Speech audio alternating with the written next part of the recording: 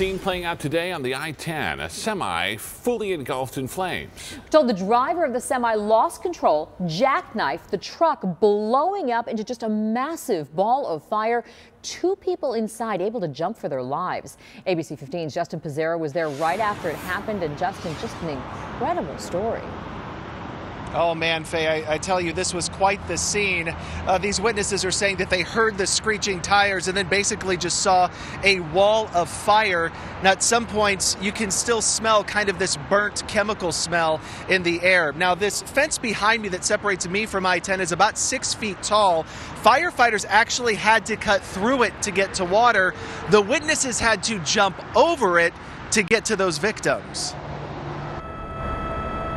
It's so intense, it almost doesn't even look real or possible anyone could survive this. I thought someone was about to die. Eric Morales works at I-10 Premier Auto Sales directly in front of the crash.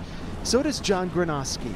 Time seemed to stand still for a second. Everybody was stopping and staring and figured, what good does that do? So both men decided to scale this 6-foot fence, then dodge traffic to help the victims, or at least try to put out the fire.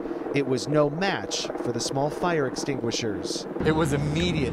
I've never seen anything like it. DPS says the truck driver was likely going too fast, so when the traffic in front of him started slowing down, he slammed on his brakes. It looked like he was trying to avoid hitting somebody. The semi jackknifed. When it did, it hopped up onto the median wall, then slid until slamming into the overpass sign. You can see in this photo, part of the truck is hanging over the eastbound side, the flames engulfing the entire semi. It would take close to 30 firefighters to get this thing put out. John and Eric are happy they were here to help. I would hope somebody would do the same for me or anybody else who got into what looked like a fatal collision. Yeah, it took 30 firefighters and it took about 4 hours to clean this whole thing up. And what's interesting, it was one semi, but it took 3 large flatbeds to actually get all of this debris off of I-10.